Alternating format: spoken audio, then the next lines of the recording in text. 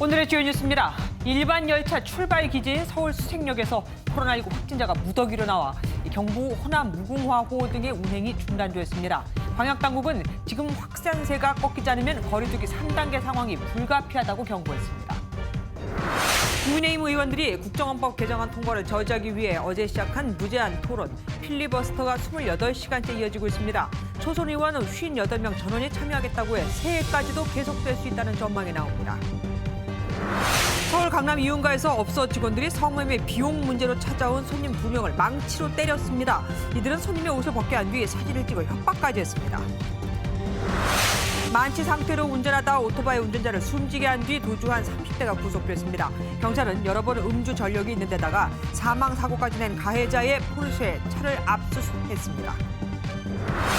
서울시장 보궐선거에 유력한 후보로 거론되는 박영선 중소벤처기업부 장관을 MBN이 만났습니다. 아직 출마 여부를 밝히지 않은 그의 속마음을 들여봤습니다. 문재인 대통령이 경기 화성의 국내 100만 호 기념 임대주택 단지를 방문해 2025년까지 240만 호로 임대주택 공급을 늘리겠다고 밝혔습니다. 정부는 복층 구조에 실내 놀이터도 넣어 임대주택의 품질을 높일 방침입니다.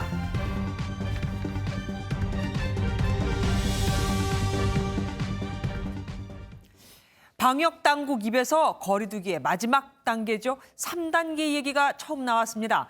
3단계는 백화점과 결혼식장, PC방, 독서실, 미용실까지도 모두 다 문을 닫아야 해 그야말로 엄청난 충격이 가해지게 됩니다.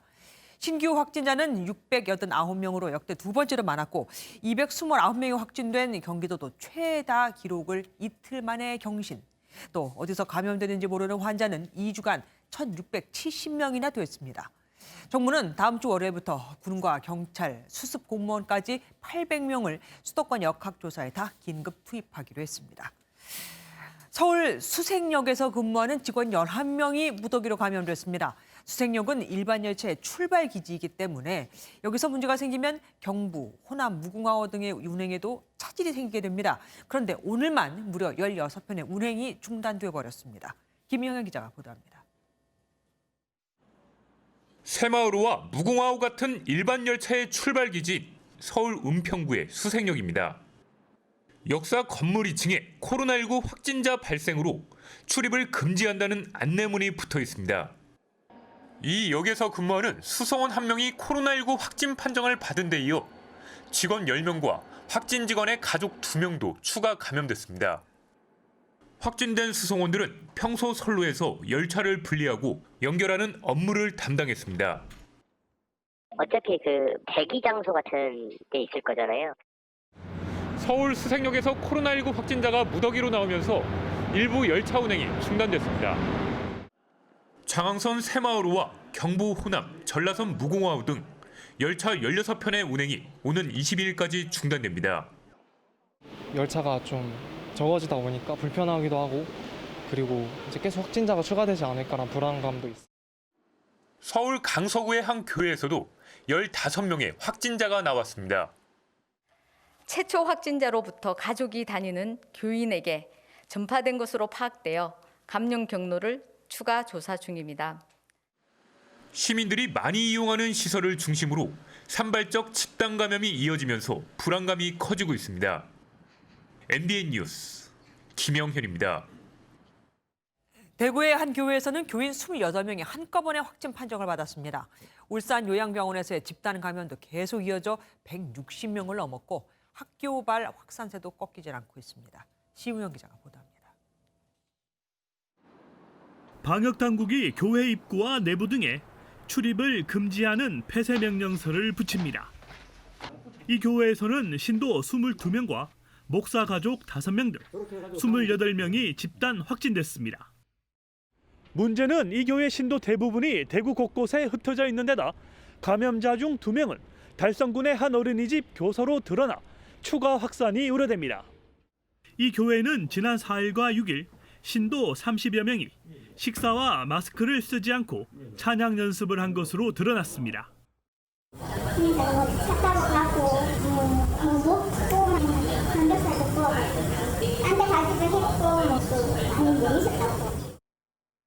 지난 5일 첫 확진자가 나온 울산 요양병원에서는 어제만 47명이 추가 확진돼 관련 확진자가 160여 명으로 늘었습니다. 초, 중, 고등학교에서도 확진자가 속출해 다음 주부터 일주일 동안 모든 유치원과 학교가 원격 수업으로 전환됩니다. 9일간 일단 학교를 문을 닫고 멈추는 걸로 해서 더 이상 확산되는 걸 방지하기 위해서 그렇게 강력한 조치를 3단계에 준하는 조치. 37명이 확진된 인천에서는 부평구 공무원 2명이 포함돼 십정이동 행정복지센터가 폐쇄됐습니다. MBN 뉴스 심호영입니다. 병상 부족으로 확진이 돼도 입원을 못하는 사태가 지속되자 서울시가 고육지책으로 컨테이너 병상을 설치했습니다. 하지만 기자가 직접 가봤더니 자동 센서가 없어 손잡이를 손으로 만져야 문을 열 수 있죠. 화장실은 공용이죠. 오히려 감염 우려가 더 컸습니다. 강대엽 기자가 보도합니다. 서울시 산하 서울의료원에 마련된 컨테이너 병상입니다. 한 컨테이너 안엔 이런 병상이 3개 배치돼 있는데요. 복도는 성인 1명이 자유롭게 걸어 다닐 정도의 폭입니다. 다만 병동 내 모든 출입문은 자동 센서가 아닌 손잡이가 설치될 예정이라 접촉이 불가피한 데다 샤워실과 화장실 모두 공용으로 설치 운영될 예정이라 중환자용 병상으로는 적합하지 않아 보입니다. 서울시는 해당 병상에 생활치료센터로 갈 정도의 경증보다는 좀 더 치료가 필요한 환자를 배치할 예정입니다. 전담병원에서 중등증 이상의 급성기 치료를 하시고 난 다음에 그분들이 격리 해제되기 전까지 이제 이용하실 수 있는. 전문가들은 감염 우려에 더해 열악한 시설 탓에 환자들의 심리적인 문제도 발생할 수 있다고 지적합니다. 거기서 열흘, 2주를 있어야 된다고 하면 그게 너무 어려울 것 같다. 거의 감옥 독방하고 다르지가 않을 것 같은 거죠. 감염이 돼 있다는 것 자체만으로도 심리적으로 굉장히 힘들거든요. 이처럼 임시방편으로라도 병상 수를 늘리곤 있지만 당국이 그동안 우려하던 병상 포화 상태가 현실화하고 있습니다. 현재 사용 가능한 중환자 병상은 서울에 3개 남았고 확진 판정을 받았지만 병원에 가지 못하고 자택에서 대기 중인 환자도 175명입니다. 생활치료센터나 병원이 격리치료자로 꽉 찼기 때문입니다. 격리치료자는 역대 최대인 9,000명으로 이미 1, 2차 유행 때를 넘어섰습니다. 정부는 국립중앙의료원 등 수도권 공공병원의 병상 약 1,000개를 확보하겠다고 밝혔지만 병상 부족 문제를 해결할 수 있을지는 미지수입니다. MBN 뉴스 강대엽입니다. 국회에서 어제 시작된 국정원법에 대한 필리버스터, 무제한 토론이 만 하루를 넘겨 지금까지 계속되고 있습니다. 민주당이 당초 계획을 바꿔 24시간이 지나도 끝내게 하는 방법을 쓰지 않기로. 그러니까 할 때까지 한번 필리버스터를 해봐라고 하자 오히려 국민의힘이 더 뭉친 겁니다. 초선 58명이 대거 토론자로 나섰고 민주당 의원들까지 맞불 토론에 나섰습니다. 현장에 나가는 취재기자 연결해 보겠습니다. 노태영 기자, 지금 국회 상황은 어떻게 진행이 되고 있습니까? 네, 지금 국회 본회의장에서는 7번째 주자 국민의힘 윤희숙 의원이 무제한 토론을 4시간째 진행하고 있습니다. 국정원법 개정안에 대한 여야 의원들의 필리버스터는 어제 오후 3시 15분쯤 시작했으니까 벌써 28시간 넘게 이어지고 있는 건데요. 윤 의원은 여당의 국정원법과 남북관계 발전법 그리고 5.18 특별법은 국가가 개인들의 입을 다물게 하는 민주주의를 역행하는 법이라고 비판했습니다. 지금 통과된 법들을 한마디로 표현하자면 저는 닥쳐법 같아요. 지금 이번에 통과된 이 닥쳐법들을 보면 이게 80년대 후반, 90년대, 2000년대 동안 쭉 우리가 발전해온 민주화라는 큰 결실이라는 것이 지금 퇴행하고 있다는 느낌을 지울 수가 없습니다. 국민의힘에서는 윤 의원에 앞서 이철규, 조태용, 김웅 의원이 나섰고 이에 맞서 민주당에서는 김병기, 홍익표, 오기영 의원이 발언을 이어갔습니다. 앞으로도 국민의힘은 초선 의원 58명 전원이 주자로 나설 것이라고 예고했는데요. 그런 만큼 이번 필리버스터 전국은 이번 주말은 물론 그 다음 주에도 계속될 것으로 보입니다. 예, 이러다가 진짜 새해까지도 하겠습니다. 어제 공수처법이 통과됐잖아요. 여야의 입장차는 뭐 좀 좁혀진 게 있습니까? 네, 아직 여야는 공수처법에 대해 한치도 물러섬이 없이 대립각을 세우고 있습니다. 이낙연 민주당 대표는 빨리 공수처를 출범시키는 것은 물론 국정원법을 통과시켜 권력기관 개혁을 완수하겠다고 밝혔습니다. 공수처를 빨리 출범시켜 고위공직사회를 맑고 책임 있게 만들겠습니다.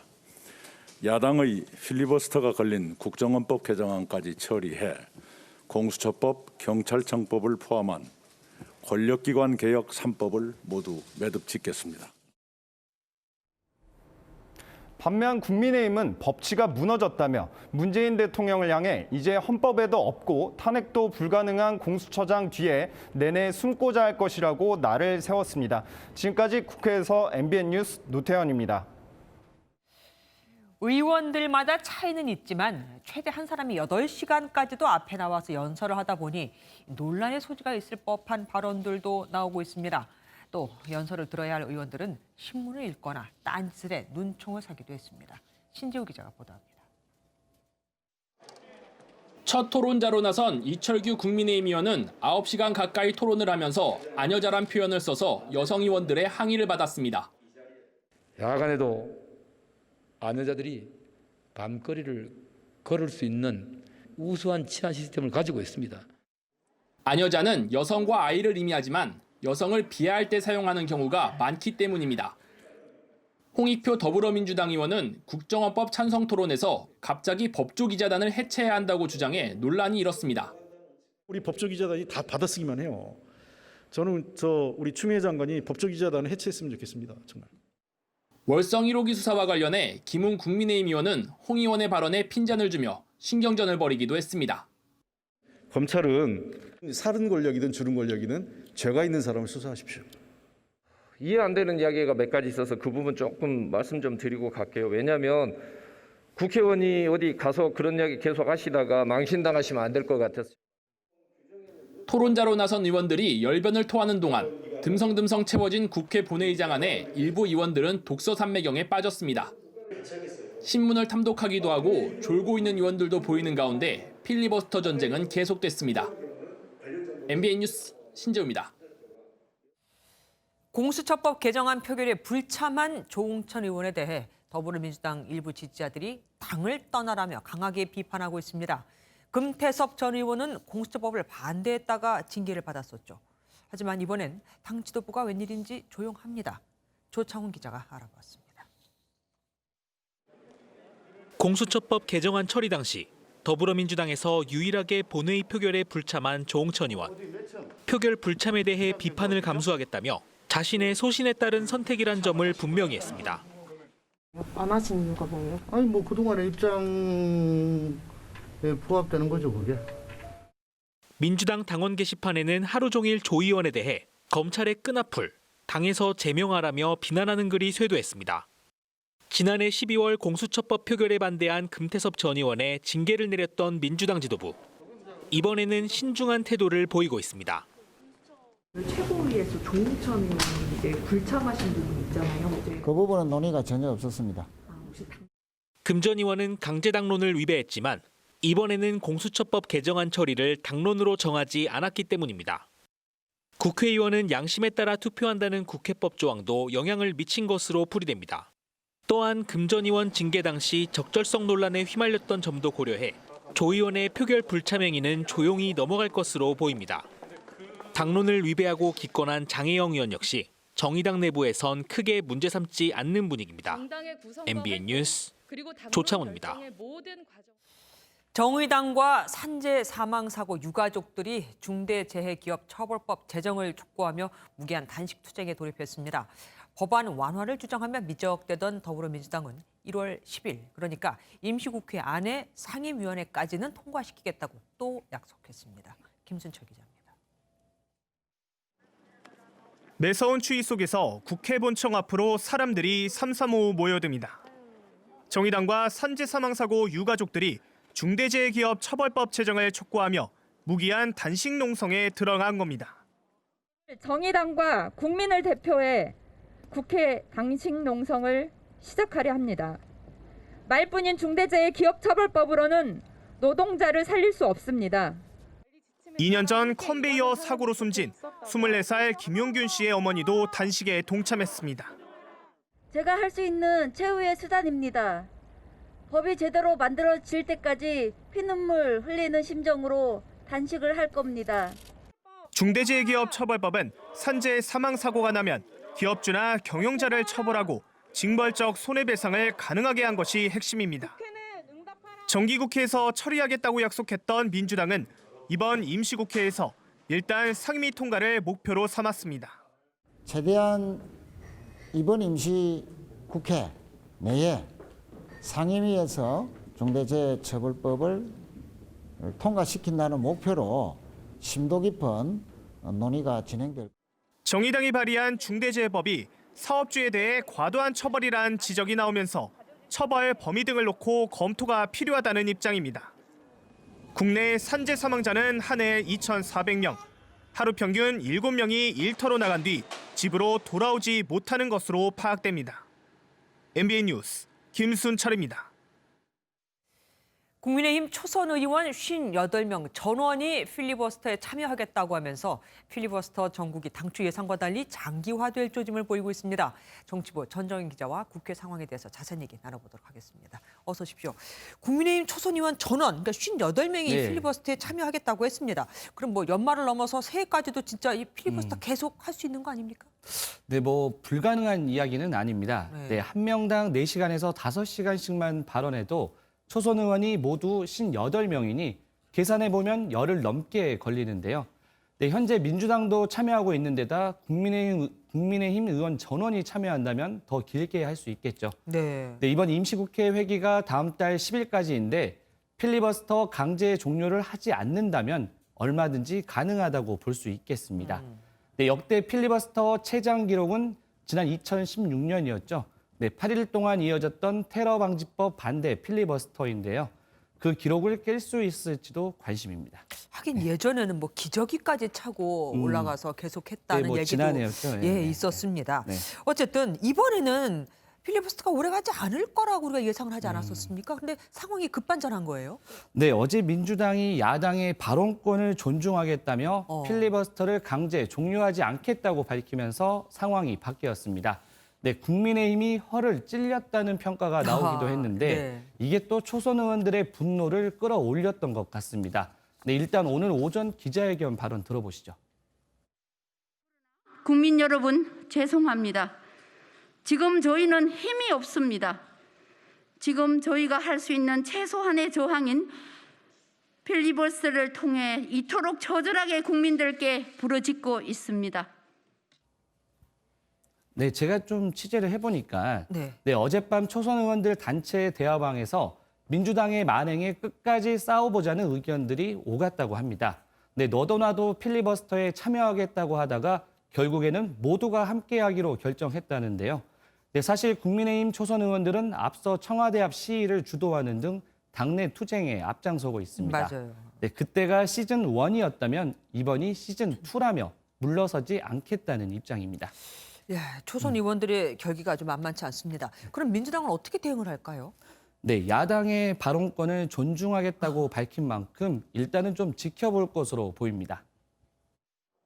야당이 할 수 있는 필리버스터의 권한을 지켜보고 있고 또 그분들이 하고 계시는 여러 가지 사항들도 점검을 하고 있습니다. 네, 하지만 이 상태가 오래가지는 않을 것 같습니다. 네, 종결 시점과 방법을 원내 지도부에서 판단하겠지만 다음 주쯤에는 행동에 나서지 않겠냐는 전망이 나오는데요. 네, 필리버스터 종료를 위해서는 제적 의원의 5분의 3 이상인 180석이 필요한데 민주당이 173석이니 7석만 더 확보하면 가능합니다. 하지만 지금 민주당과 정의당이 갈등을 겪고 있는 점이 180석 확보에 변수가 될 것으로 보입니다. 어쨌든 민주당 입장에서는 그간의 수건 사업이었잖아요. 공수처법이 통과가 됐으니까 이 공수처 출범에 더 올인하지 않을까 싶기도 한데요. 네, 맞습니다. 민주당은 조속히 공수처장 후보 추천위원회를 재가동해 공수처 출범에 속도를 낸다는 방침입니다. 늦은 만큼 출범을 서둘러야 합니다. 국회의장님께 공수처장 후보 추천위원회를 조속히 소집해 주시기를 요청드리겠습니다. 네, 다음 주 초 추천위를 열어 지금까지 나온 후보 가운데 2명을 선정해 문재인 대통령에게 추천할 것으로 보입니다. 예. 네, 대한변호사협회 측이 추천한 김진욱 헌법재판소 선임연구관과 추미애 법무장관이 추천한 전현정 변호사가 포함될 가능성이 높다는 분석입니다. 네, 이후 대통령이 최종 1명을 지명하면 인사청문회를 거쳐 초대 공수처가 출범하게 되는데요. 네. 네, 민주당은 이달 중 추천 작업을 마무리하고 늦어도 다음 달 초에는 공수처를 정상 가동시킨다는 계획입니다. 그런데 국회 상황이 이래서 그럴까요? 이 문재인 대통령 지지율이 또 최저치를 찍었습니다. 네, 맞습니다. 앞서 리얼미터 조사에 이어 한국 갤럽 조사에서도 또다시 역대 최저치를 기록했습니다. 네, 한국 갤럽 조사에 따르면 문재인 대통령에 대한 긍정평가가 38%로 취임 후 최저치를 찍었고 부정평가 역시 54%로 최고치를 기록했습니다. 네, 부정평가 이유로는 부동산 정책이 가장 많았고 인사 문제와 법무부, 검찰 갈등이 꼽혔는데요. 네, 코로나19 대처 미흡도 처음으로 부정평가 이유로 포함되면서 눈길을 끌었습니다. 네. 네, 서울과 수도권을 중심으로 한 코로나19의 확산세가 영향을 미친 것으로 풀이됩니다. 네. 네, 우여곡절 끝에 공수처법은 통과됐지만 추미애 윤석열 갈등에 국회 대치 상황이 계속되고 있어 네, 문 대통령 지지율 하락세도 당분간은 이어질 것으로 보입니다. 그러니까 공수처법과 민심을 맞바꿨다는 말이 이래서 나오고 있는 거군요. 알겠습니다. 지금까지 정치부 전정희 기자와 함께했습니다. 고맙습니다.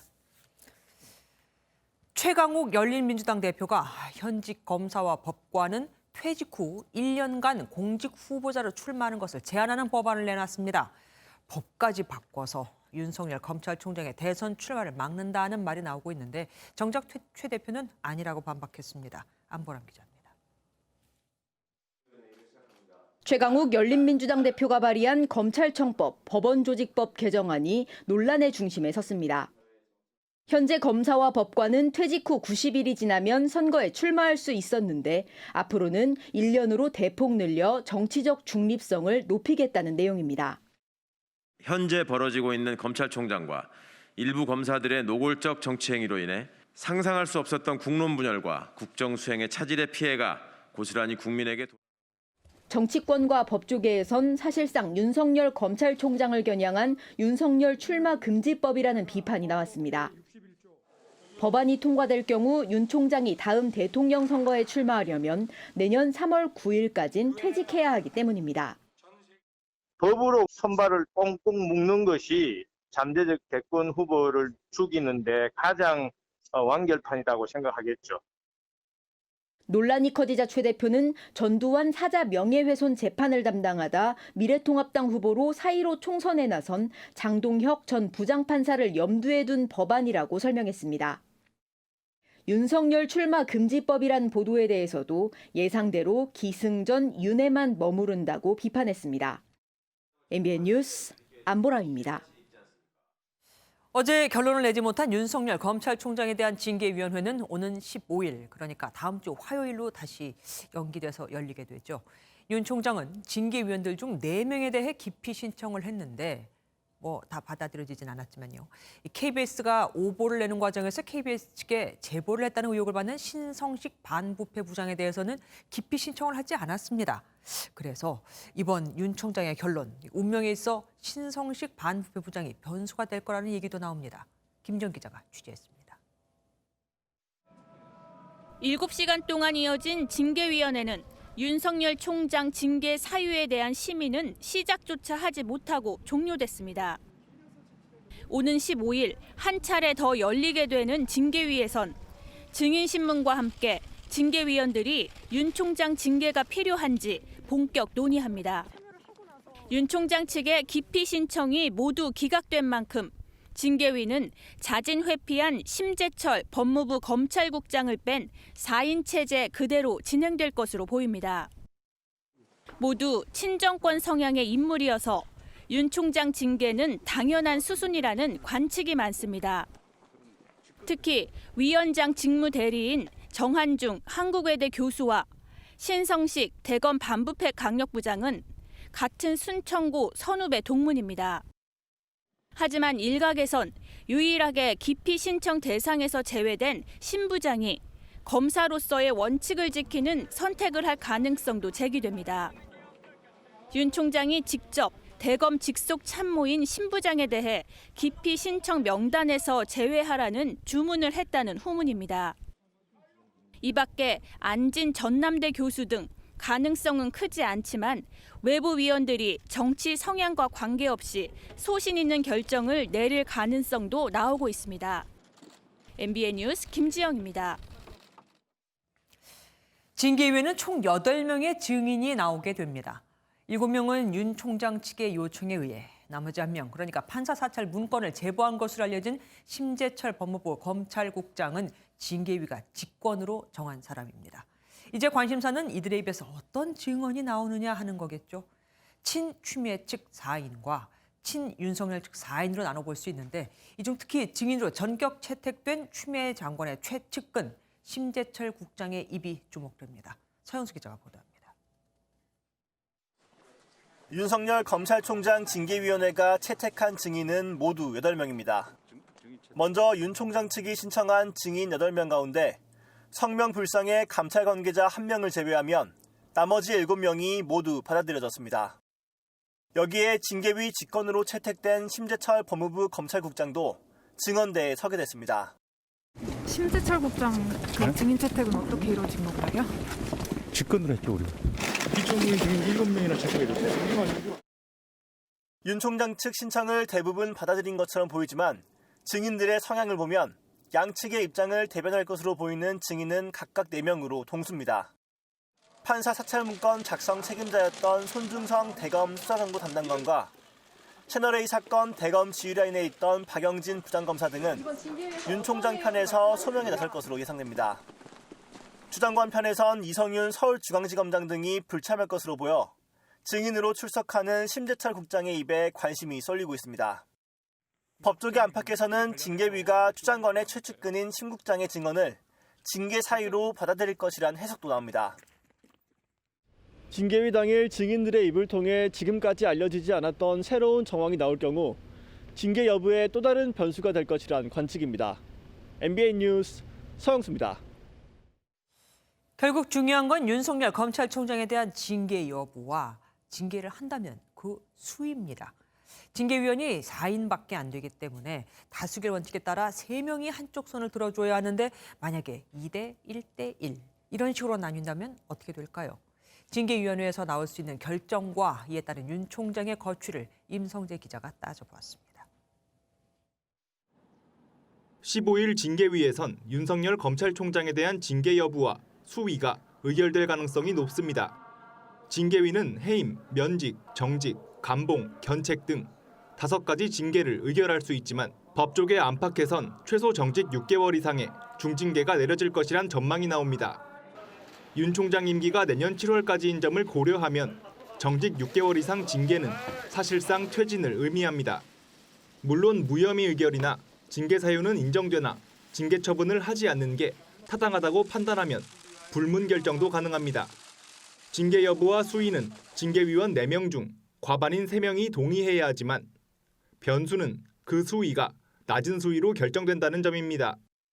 예를 들어 2명 해임, 1명 정직, 1명 불문으로 결론 나면 과반수 찬성으로 징계는 내려지지만 그 수위는 해임이 아닌 정직이 됩니다.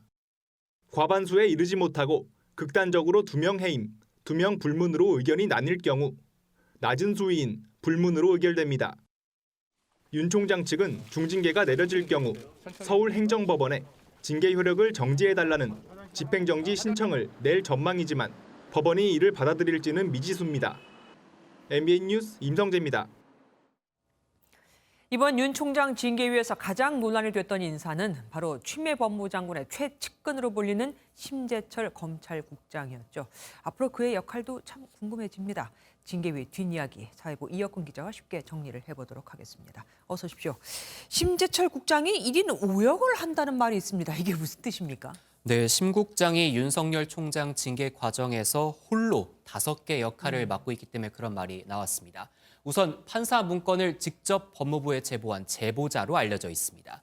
그리고 윤 총장 감찰 실무를 지휘하면서 고소인과 검사 역할을 맡았죠. 아, 맞아요. 징계위에선 판사 역인 징계위원을 맡아 기피 신청 의결에 관여했습니다.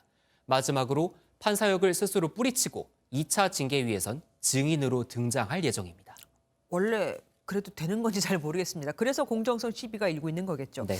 징계위에서 심 국장을 증인으로 세웠다고 하는데 정확하게 누가 세운 겁니까? 네, 징계위원장을 맡은 정한중 교수가 그렇게 세웠는데요. 네. 앞선 리포트에서 보신 것처럼 정 교수는 물어볼 게 있어서 심 국장을 증인으로 채택했다 이렇게 밝혔습니다.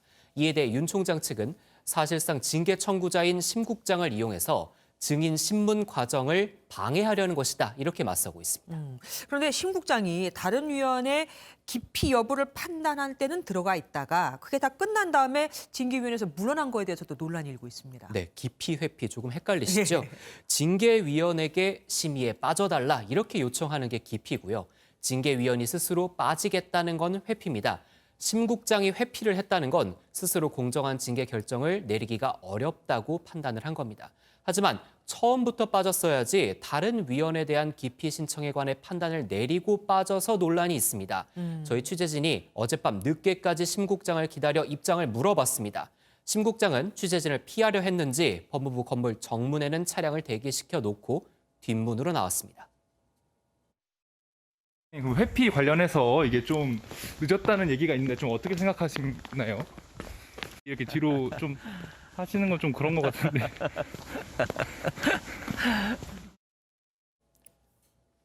네, 윤 총장 측은 심 국장이 초기에 회피를 했다면 기피 의결 정족수를 채우지 못했을 것이라며 절차가 정당하지 못했다고 주장을 했습니다. 네. 또 회피가 발생했으면 순차적으로 예비위원을 징계위원으로 위촉해서 재정 및 의결 정족수가 유지되도록 해야 한다 이렇게 덧붙였습니다. 앞으로의 상황도 좀 살펴보죠. 좀 다음 징계위가 이렇게 이어서 열리는 거잖아요. 그게 다음 주 화요일에 이어집니다. 그 안에 혹시 변수가 될 게 있겠습니까? 네, 말씀하신 것처럼 2차 징계위는 다음 주 화요일 오전 10시 반 법무부에서 열립니다. 서울고검에 가 있는 사건이 변수가 될 수 있는데요. 추미애 장관이 판사 문건을 만든 과정에 윤 총장의 직권남용 소지가 있다며 수사 의뢰한 사건은 서울고검 감찰부에, 대검감찰부의 지휘부 보고 패싱 여부 조사는 서울고검 형사부에 배당이 됐습니다. 헌법재판소에는 추미애 장관이 마음대로 구성할 수 있는 징계위 자체가 위헌이니 해당 법률의 효력을 멈춰달라는 가처분 신청이 들어와 있는데요. 윤 총장 측이 헌재에 신속한 결정을 부탁드린다는 서류를 내면서 헌재의 판단에도 관심이 쏠리고 있습니다. 서울고검과 헌재 모두 징계위 의결 전에 결과가 나오면 큰 파장이 예상됩니다. 그 결과에 따라서 누구 쪽이 더 유리하게 되기나 또 바뀌게 되겠네요. 네, 그렇죠. 예, 다음 주도 여러모로 지켜봐야 될 부분이 많습니다. 지금까지 이혁근 기자였습니다. 아동 성범죄자 조두순이 내일 오전 6시쯤, 그러니까 10시간 뒤면 교도소를 나와서 경기도 안산으로 돌아갑니다. 경찰과 지자체는 재범을 막으려고 방범 대책을 마련했지만 시민들은 그래도 24시간 지켜볼 수 있는 건 아니지 않냐며 불안해하고 있습니다. 이지호 기자가 취재했습니다. 제가 나와 있는 이곳은 경기도 안산 지역의 CCTV 화면을 한눈에 볼 수 있는 통합관제센터입니다. 전담 인력 36명이 교대 근무를 하며 365일 24시간 실시간 모니터링을 하고 있습니다. 조두순 출소로 인해 경기도 안산 지역의 CCTV는 현재 3,800여 대에서 내년까지 7,800여 대로 2배 넘게 늘어납니다.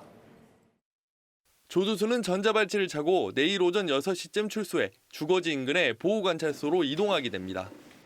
법무부는 돌발 상황을 우려해 조두순을 관용차에 태워 이동시킬 예정인 것으로 알려졌습니다. 안산시는 조두순의 예상 주거지 주변에 10여 대의 CCTV를 추가했습니다. 신규 채용한 무술 전문 청원경찰 6명을 포함해 12명이 24시간 빈틈없이 순찰도 합니다. 새롭게 설치된 순찰 초소 2곳을 중심으로 3명씩 조를 이뤄 4교대 근무를 하게 됩니다. 전담 보호관찰관이 조두순을 VC에 찾아가 이상 여부를 확인하고 주 4회 이상 대면하는 관찰 활동도 이뤄집니다. 하지만 주민들의 불안은 여전히 가시질 않고 있습니다. 경찰관이 지금 경찰분들하고 점검을 하시더라고요. 근데 저희도 불안하지. 왜냐면 계속 지켜보고 있는 게 아니라고. 일부 유튜버들 사이에서는 응징 예고까지 나온 가운데 조두순 출소를 앞두고 안산은 초긴장 상태입니다. MBN 뉴스 이재호입니다. 성매매 비용을 놓고 시비가 붙은 손님 2명을 업소 종사자들이 망치로 폭행하는 사건이 벌어졌습니다. 피해자 중 1명은 두개골이 함몰되어 버렸습니다. 김민형 기자가 단독 보도합니다. 구급차 한 대가 길목을 돌아가고 곧이어 순찰차가 도착합니다. 오늘 새벽 1시 반쯤 강남구에서 20대 남성 2명이 다른 남성 2명을 망치로 폭행했다는 신고를 받고 경찰이 출동한 모습입니다. 앰뷸런스 소리. 그게 내가 잠이 들기 전이니까 좀 늦는다고 생각을 했어요. 누워서 그런 거라. 경찰은 새벽에 동선을 추적한 끝에 사건 현장에서 얼마 떨어지지 않은 곳에서 남성 중 1명을 붙잡았습니다. 이들 남성은 성매매 비용 문제로 항의하러 찾아온 피해자의 머리를 망치로 수차례 가격해 중상을 입힌 뒤 다른 피해자의 목을 망치로 때리면서 옷을 벗게 한 뒤 사진을 찍어 신고하면 여자친구도 죽이겠다고 협박한 것으로 전해졌습니다. 망치로 머리를 맞은 피해자는 중상을 입고 병원으로 이송됐고 다른 피의자 1명은 자수한 것으로 알려졌습니다. 경찰은 피의자들을 상대로 정확한 사건 경위를 조사하고 있습니다. MBN 뉴스 김민영입니다. 30대 운전자가 만취 상태에서 차를 몰다 오토바이 배달원을 치어 숨지게 하고 달아났다가 하루 만에 자수했습니다. 그런데 이 운전자 음주운전으로 적발된 게 이번이 처음도 아니었습니다. 경찰은 운전자가 몰았던 포르쉐 차량을 압수했습니다. 노승환 기자입니다. 전북 전주의 한 교차로에서 포르쉐 차량이 좌회전합니다. 잠시 후 맞은편에서 오던 오토바이를 그대로 들이받습니다. 그런데 자세히 보니 포르쉐 차량은 좌회전 차로가 아닌 직진 차로에서 좌회전했습니다. 또 구호 조치도 없이 도주했습니다. 이 사고로 오토바이 운전자인 10대 배달원은 숨졌습니다. 오토바이는 산상조각 나 있었고 이제 넘어져 있었고 오토바이 운전자는 쓰러져 있었고 분명히 어떤 차하고 부딪힌 것 같은데 차량은 보이지 않았었어요. 당시 오토바이는 파란색 신호의 교차로에 진입했습니다. 포르쉐 차량은 비보호 좌회전이 가능했지만 직진하던 오토바이가 있었기 때문에 멈췄다가 좌회전을 해야 했었습니다. 가해 차량 운전자는 도주했다가 다음날 자수했습니다. 경찰은 위드마크 공식을 적용한 결과 사고 당시 운전자의 혈중 알코올 농도는 면허 취소에 해당하는 만취 상태였던 것으로 드러났습니다. 알고 봤더니 가해 차량 운전자는 음주운전으로 처벌받은 전력이 여러 번 있었습니다. 경찰은 포르쉐 차량을 압수했습니다. 음주 전력이 있는 상태에서 음주 사망 사고가 나면은 이제 저희 지침상 이제 차량까지 압수하도록 그렇게 돼 있어요. 경찰은 포르쉐 차량 운전자에 대해 윤창호법을 적용해 구속했습니다. MBN 뉴스 노승환입니다. 서울 한남동에서 발생한 테슬라 전기차 화재 사고로 다른 전기차 차주들이 불안해하고 있습니다. 휘발유 차였으면 금방 불을 끄거나 비교적 쉽게 사람을 구할 수 있었을 텐데 비싼 전기차의 특성이 오히려 화를 불렀습니다. 밖에선 문을 열 수도 없으니 사람을 바로 꺼낼 수가 없었죠. 길기범 기자가 취재했습니다. 이번에 사고가 난 차량은 테슬라 모델 중 고급 SUV인 모델 X입니다. 차량 문이 위로 열리고 전자식 손잡이로 돼 있어 전기가 끊기면 외부에서 열 수 없습니다. 1억 원이 넘는 고가 차량의 옵션이 구조를 더 어렵게 해 화를 키운 셈입니다. 전원이 나가게 되면 손잡이가 안 나오니까 당길 수가 없습니다. 차종의 특수한 기능, 이런 부분들이 골든타임을 좀 짧게 만들지 않았느냐 이렇게 볼 수가 있습니다. 전기차에 장착되는 리튬 배터리가 외부 충격에 약하고 화재 진압이 힘들다는 점도 피해를 키웠습니다. 바닥 전체에 배터리가 촘촘하게 깔려 있어 일반 소화기로는 진화가 어렵기 때문입니다. 실제로 이번 사고 차량도 완전 진화까지 1시간 넘게 걸렸습니다. 리튬의 반응성이 워낙에 좋기 때문에 발화되기 시작하면 제어하기가 굉장히 어렵죠. 전기차 차주들은 불안하기만 합니다. 전기차 탄 지 한 3년 됐는데 요즘 화재도 많이 나고 그런 이유 때문에 저도 불안해서 충전하면서 밖에서 대기하고 있습니다. 경찰은 국과수에 사고 차량을 보내 정확한 사고 경위를 조사할 계획입니다. MBN 뉴스 길기범입니다. 네 바퀴가 아닌 네 발로 달리는 자동차가 나올까요? 국내 자동차 회사가 네 발로 달리는 로봇 강아지를 만드는 미국 로봇 회사를 인수했습니다. 박은치 기자가 취재했습니다. 미국 로봇 전문 업체인 보스턴 다이내믹스가 개발한 네 발 달린 로봇입니다. 360도 카메라를 장착하고 4발로 초당 1.58m의 속도로 뛸 수 있습니다. 그래서 별명도 로봇 개입니다. 스스로 장애물을 피하기도 하고 공중제비 묘기도 부립니다. 국내 완성차 업계 1위인 현대차그룹이 이 로봇 회사를 전격 인수했습니다. 인수 금액만 1조 원, 정의선 회장도 사재 2,400억 원을 출연했습니다. 그만큼 미래 모빌리티 사업에 로봇이 필수적이라는 게 회사 측의 설명입니다. 토요타와 혼다, 포드 등 다른 글로벌 완성차 업체들도 인공지능과 로봇 업체들을 인수하며 잇따라 로봇 시장에 뛰어들고 있습니다. 자동차 자체가 사실은 로봇 기술이 결국 집약이 된 거라고 보겠죠. 땅 위를 굴러가는 거든지 하늘을 나르는 거든지 다 로봇 기술이라고 저는 보고 있고요. 자동차와 로봇의 만남. 앞으로 자동차 제조 공정과 물류에도 로봇이 투입되는 건 물론 자율주행과 도심형 비행기 등 이동의 자유를 실현하는 데도 세기를 제시할 것으로 기대됩니다. MBN 뉴스 박은채입니다.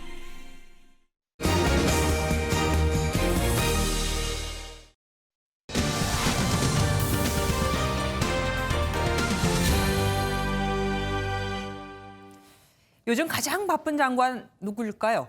어떤 이는 박영선 중소벤처기업부 장관을 꼽습니다. 코로나19로 큰 고통을 받고 있는 중소기업과 소상공인들 문제를 챙겨야 하는 건 기본이고 4개월 앞으로 다가온 서울시장 보궐선거도 신경을 써야 하거든요. 그런데 박 장관이 출마 여부를 아직 명확히 밝히질 않고 있습니다. 그래서 오늘 뉴스피플에서는 박 장관을 만나보기로 했습니다. 강영호 기자입니다. 업체 리얼미터에 따르면 서울시장 후보로 박영선 장관 19.9%, 나경원 전 의원 15.5%, 오세훈 전 시장 14.9%로 오차 범위 안에서 접전을 벌이는 것으로 나타났습니다. 118일 앞으로 다가온 서울시장 보궐선거. 서울시장 선호도 1위. 그럼에도 출마 입장에는 입을 다물고 있는 박영선 중소벤처기업부 장관을 만났습니다.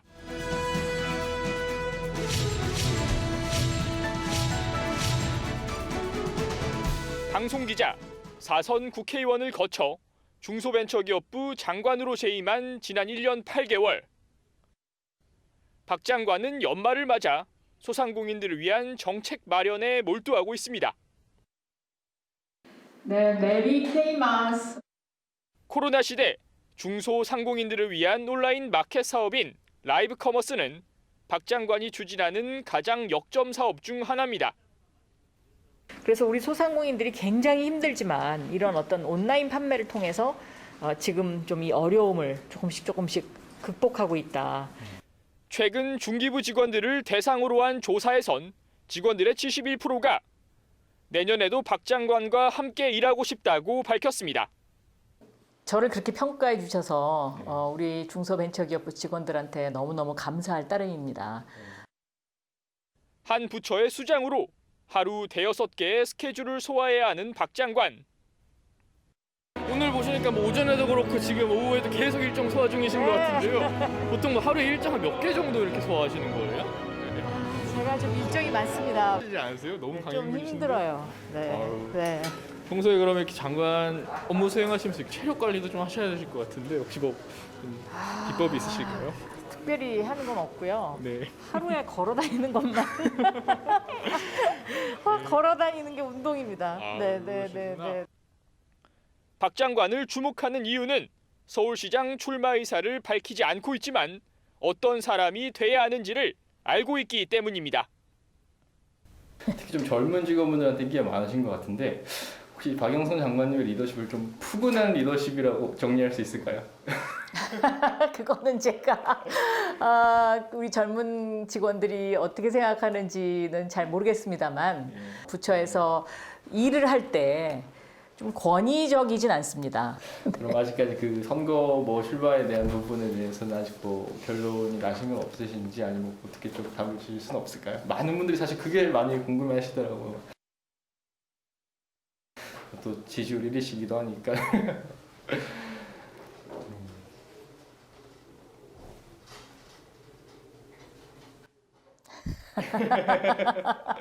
거듭된 질문에도 확답을 피하는 박 장관.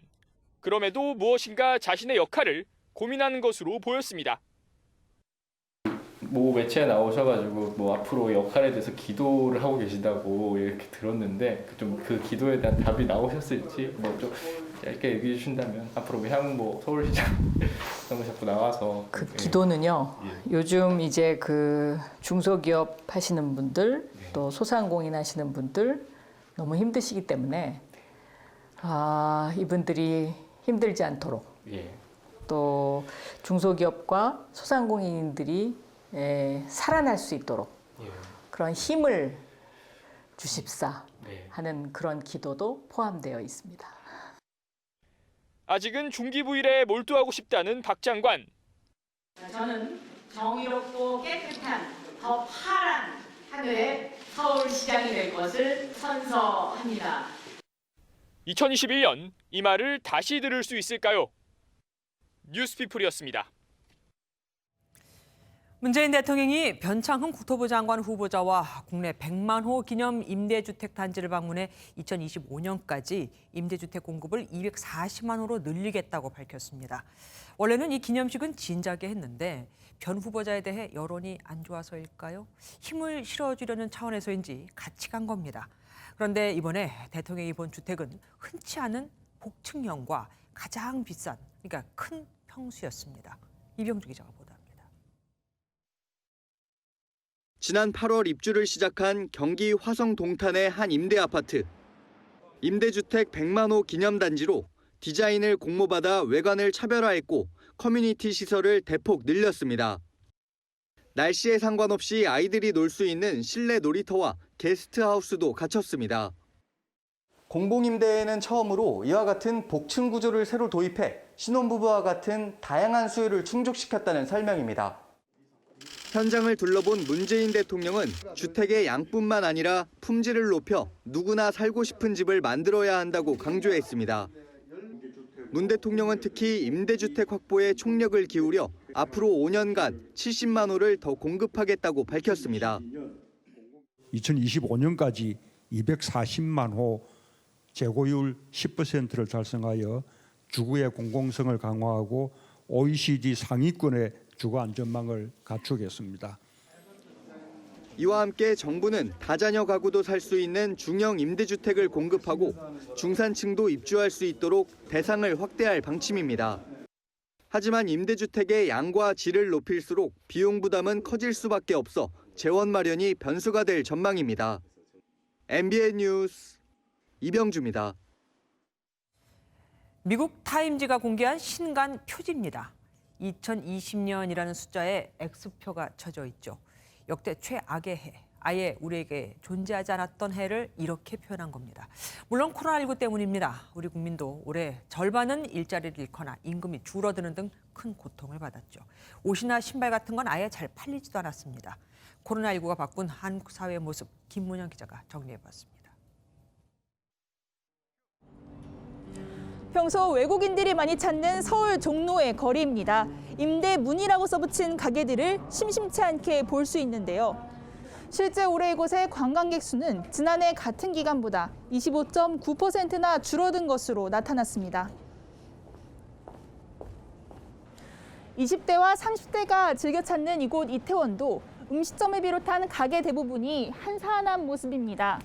지난 외환위기와 금융위기 당시 제조업과 건설업을 중심으로 타격을 입은 반면 이번에는 서비스업이 크게 영향을 받은 겁니다. 곳곳이 문을 닫다 보니 작은 일자리 하나 구하기도 어려운데 고용 감소가 가장 큰 계층은 여성, 20대 이하, 그리고 임시직입니다. 코로나 때문에 행사가 취소되면서 일감이 많이 줄어가지고 다른 쪽으로 좀 취업을 준비해보려고 하거든요. 특히 일자리를 유지하면서 코로나19 이전과 동일한 임금을 받는 사람은 전체 국민의 절반뿐이라는 조사 결과가 나왔습니다. 올해 초에는 코로나19 확진에 대한 두려움이 컸다면 지난 6월부터는 주변으로부터 받을 비난에 대한 두려움이 더 크게 나타났습니다. 방역수칙을 잘 지켜도 감염이 될 수가 있는 건데 그런 사람들한테 너무 죄인시 취급하고 질타를 하니까 그런 분위기가 좀 두려운 건 있는 것 같습니다. 한편 코로나19 이후 소득 상위 20%는 가처분 소득이 크게 늘고 교육 지출을 위주로 줄인 반면 임시일용직은 소득이 급격히 줄어 옷이나 신발 구매부터 줄인 것으로 나타났습니다. MBN 뉴스 김무영입니다. 한미 양국이 주한미군 기지 12곳에 반환에 합의했습니다. 공공주택이 들어설 것으로 보이는 서울 용산기지 2개 구역이 포함됐고 용산기지는 1882년 이모 군란 이후 138년 만에 우리에게 돌아오는 겁니다. 서울 중구 미 공병단 부지에는 감염병 전문 병원이 들어서게 됩니다. 김희영 기자가 보도합니다.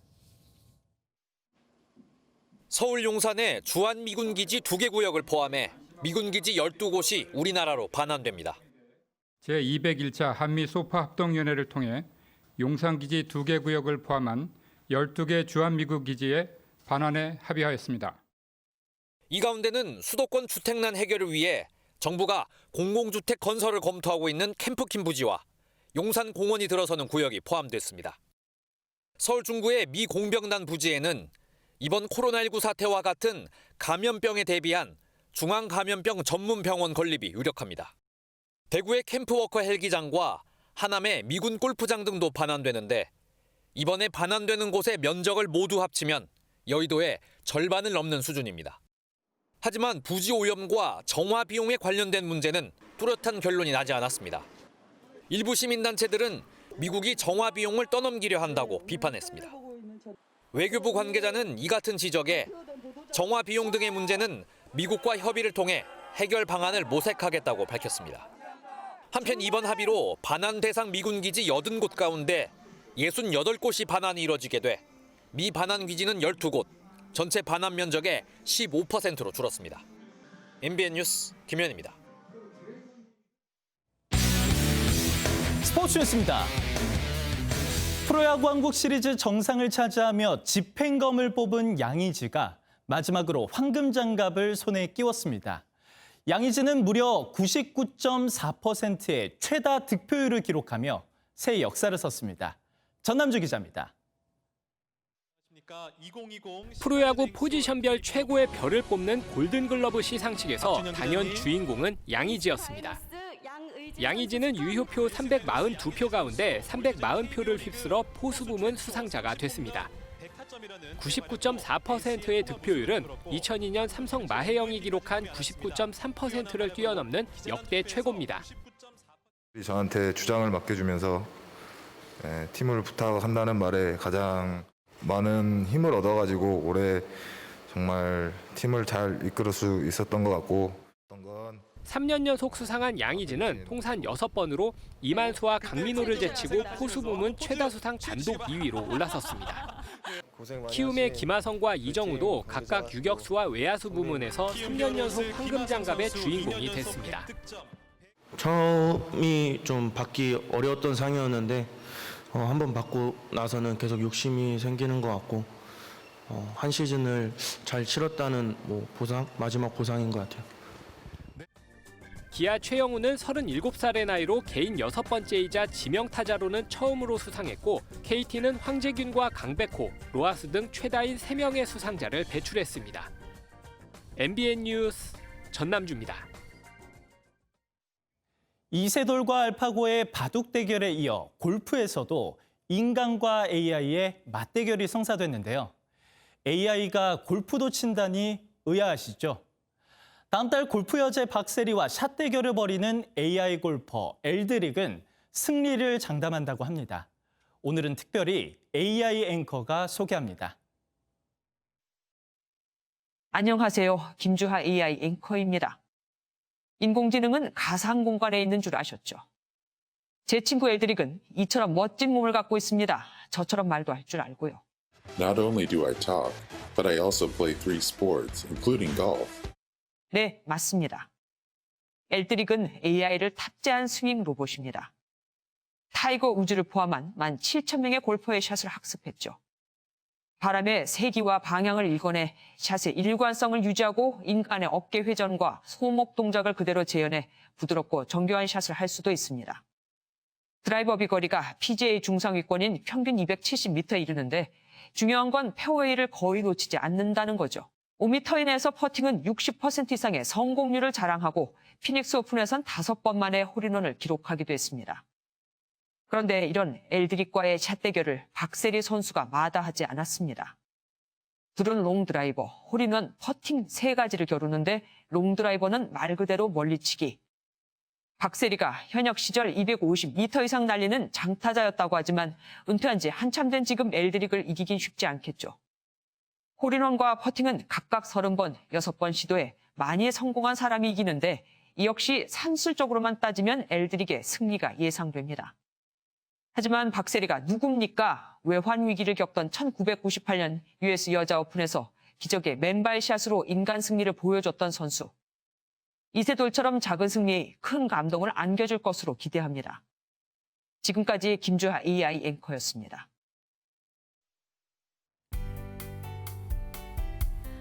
종일 뿌연 하늘에 숨쉬기 무척 답답하셨죠? 주말 동안에도 서쪽 지방을 따라서는 미세먼지가 말썽입니다. 밤사이 대기가 정체되며 먼지 농도는 더욱 짙어지겠습니다. 내일 수도권과 충청, 전북과 광주를 따라서는 미세먼지 농도가 종일 나쁨 수준을 보이겠습니다.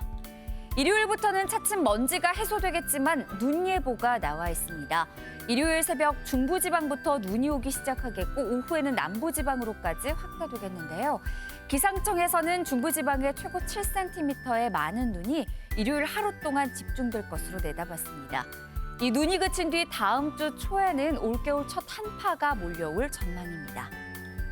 내일 중부지방 하늘은 맑겠지만 먼지가 종일 가득하겠습니다. 남부지방의 경우 광주와 대구의 한낮 기온 10도로 오늘보다 1, 2도가량 낮은 기온 보이겠는데요. 동해안 내일 새벽부터 차차 맑은 하늘을 회복하겠습니다.